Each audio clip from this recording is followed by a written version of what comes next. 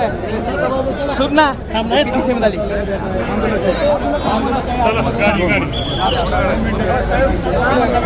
गाडी घेऊ दे ना चला दरवाजा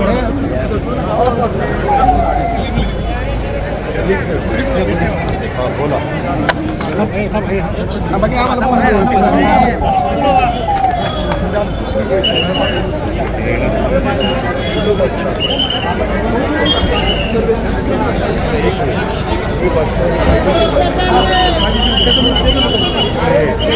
मी बारामतीला नव्हतं मला बारामतीमध्ये नियमाने सगळ्या गोष्टी करायच्या मला पटून नाही तर न पटून मी काय कुणाचं ऐकणार मी बारामतीमध्ये आता जवळपास 150 का 200 केलेले वेगवेगळ्या ठिकाणी त्याच्या संदर्भात चीफ ऑफिसरला सांगून त्याचा एक सॉल्व विक्रीचं करता जे कोणी घेतली त्यांना नाही मागची आमच्या नगरपालिकेचे पण मारेल मी आता ज्यावेळेस माझ्या पाठीसमोर मी येतो तिथं मी इतका मोठा चौक केला तिथं त्या कॉर्नरला सगळे गाडे बिडे सगळे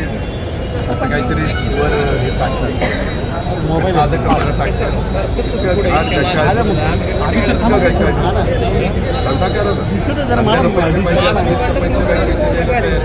बारामती बँक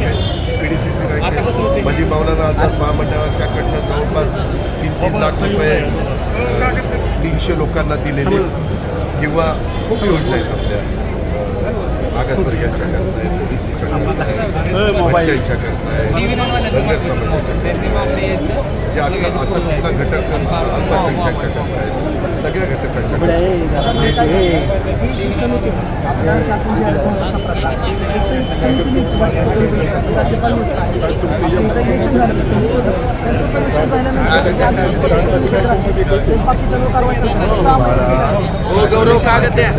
बघतो मी आता तो नवीन शॉपिंग सेंटर करतोय त्याच्यावर मला तो रस्ता मोठा करायचा आहे सगळे गाडी लावतात सगळे म्हणजे एवढे मोठे रस्ते करतोय परंतु जायला वाहन असतं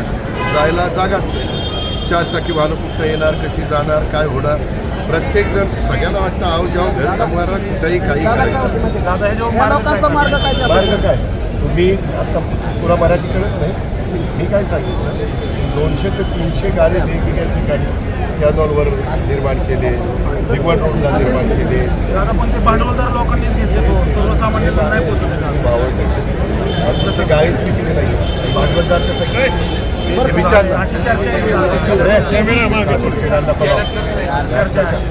एक तरी गाळा एक तरी गाळा गेला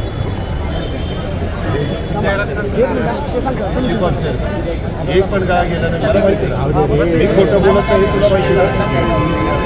मी कुठं पण काही पण टाकणार आणि आम्ही सहन करायचं कसं चालेल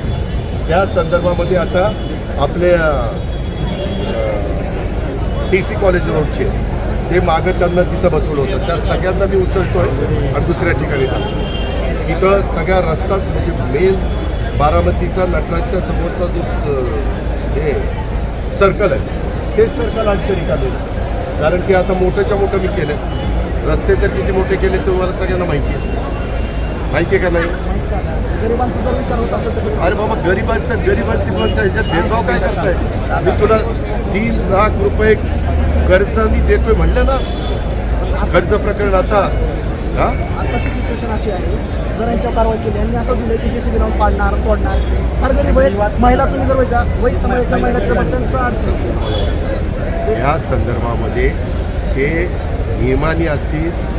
तर राठोड अजिबात त्यांना हात नियमानेच आहे अरे मी अधिकाऱ्याला सांगतोय ना तुलाच बारा केल्यानं आम्ही काय लिहितो काय नियमाने असेल तर अजिबात कुणाला हात लावायचा नाही बेकायदेशीर असेल आपले ट्रॅफिकला अडथळा होत असेल लोकांना जायला यायला अडथळा होत असेल किंवा तिथं एखाद्याचं मागं दुकान आहे त्याच्याच समोर तिथं टाकलेलं असेल ज्याची मनगट जोर आहे तो तिथं त्याच्याजवळ कुठलं काही होऊन द्यायचं मात्र जो गरीब आहे त्याचं काही चालत नाही तो त्याचा जास्त मनगट दादागिरी करू शकत नाही अशांना विचारांच्या समोर काही पण चाललेलं आहे तर त्या सगळ्यांचा विचार साकल्याने करा आणि मी मागे आपण बारामतीचा जो तिकीट प्लॅन केलेला आहे त्याच्यात बफर झोन पण टाकला त्या हॉकर झोनमध्ये देखील आपण जसं काही काही ठिकाणी बघा मी महाराष्ट्रामध्ये तसं ते खाण्याच्या ह्याला काय म्हणतात गावगल्ली किंवा आणखीन काही अशा पद्धतीनं पण वेगवेगळ्या ठिकाणच्या ज्या जागा आहेत आपल्या ओपन स्पेस तिथंही ओपन स्पेसमध्ये त्या बाबतीमध्ये आपल्या आत्ता एक आपण करतोय ते ओपन स्पेसमध्येच करतो त्या TC कॉलेजच्या डावीकडे बघा ते रिटेनिंग वॉल वगैरे केले आणि आता माझ्या माहितीप्रमाणे मी अनेक ठिकाणी बसायला व्यवस्था नागरिकांना केलेली आहे, लहान मुलांना खेळायला केलेली आहे. आता छोटी एक रेल्वे पण सुरू करतो गार्डन पण उत्तम पद्धतीने करतो. त्याच्यावर वेगवेगळ्या भागामध्ये तिथं आता एकाच ठिकाणी तुमचा धंदा होणाऱ्या अशातला भाग आहे. काही गार्डनच्या ठिकाणी काहींना धंदा करता येईल, काहींना शाळेच्या बाहेर संस्थेच्या बाहेर असं वेगवेगळ्या ठिकाणी धंदे करता येईल. काय नोटीस संग्रह नोटीस द्यायचा अधिकार त्याला आहे. पण नावं नाही तर नावं नसतील तर तुम्हाला त्या नोटीसचा दखल घ्यायचं कारण नसतं. बरोबर आहे. त्यांना आम्ही समजून सांगितलं CEO साहेबांनी एक मिनिट नावं नसतील तर त्या नोटीसला काय अर्थ नाही. जसं बिनसहीचं काय अर्ज केला तर त्या अर्जाला काहीच महत्त्व राहत नाही. तो निनावी अर्ज म्हणून दप्तरी दाखल केला जातो. तशा पद्धतीने तुम्ही त्या बाबतीमध्ये जे अनधिकृत राहतात आणि ज्यांची नावं आहेत त्या नावानिशी द्या. सर्वे झालेला नाही. सर्वे केला होता. हे जे काही सांगतायत ते राठोड तुम्ही शिव ऐकून घ्या. नियमाने घ्या.